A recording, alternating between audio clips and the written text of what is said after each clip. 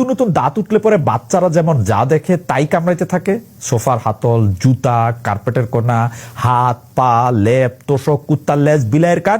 আমাদের সদ্যোথিত বিপ্লবী আত্মার মনে হয় সেই দশা হয়েছে। তাদের তা তা থই থই নৃত্য দেখে একটা ঝাঁকড়া চুলের বাবরি দোলানো কাজী নজরুল ফিল হইতেছে। এ কি উন্মাদ, আমি উন্মাদ।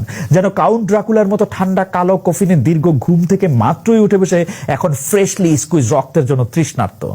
পানির বোতল টেনে নেবে, পানি খাইতে খাইতে বলবে, বাই দা ওয়ে এটা কিন্তু রক্ত না, পানি। যা কইতেছিলাম, প্রাণের ভেতরে এত বিপ্লবের ফালাফালি নিয়ে এখন কইছেন দেখি কি করি। চেতনার ভয়ে খাটের তলায় পড়ে থাকা ধূলিধূসরিত সকল দাবি দেওয়া এখন নতুন আলোর ঝলকানি লেগে মাথা চারা দিয়ে উঠতেছে। সেই সব ম্লান মুখে ভাষার ফোয়ারা। হাতে থাকে পেন্সিলের মতন আমাদের হাতে আছে ছাত্ররা, রাস্তায় ট্রাফিক নাই, ছাত্ররা এসে রাস্তা সামলাইছে, মন্দির ভাঙচুর, ছাত্ররা পাহারা দিছে, রাত্রে ডাকাত পরে তারা ডাকাত খেদাইছে, বন্যার মধ্যে ফানতলা থেকে সাঁতার কাটা সব করছে। এগুলি নানা ধরনের কথা আছে, বাট এইসব সার্ভিস নতুন। এই নতুন সরকার একটু ধাতস্থ রাখ পর্যন্ত এগুলি কিছুটা কাজের হয়েছে, কিছুটা অকাজেরও হয়েছে, সন্দেহ নাই।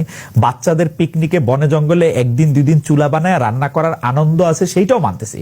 কিন্তু শেষ পর্যন্ত বন্যেরা বনে সুন্দর, ছাত্ররা শিক্ষাঙ্গনে। বেশি দিন অন্যদের দায়িত্ব পালন করতে করতে তারা ছাত্র হইতে ভুলা গেল না তো। এত উত্তেজনাময় জীবনে কেউ পরীক্ষা দিতে চায়?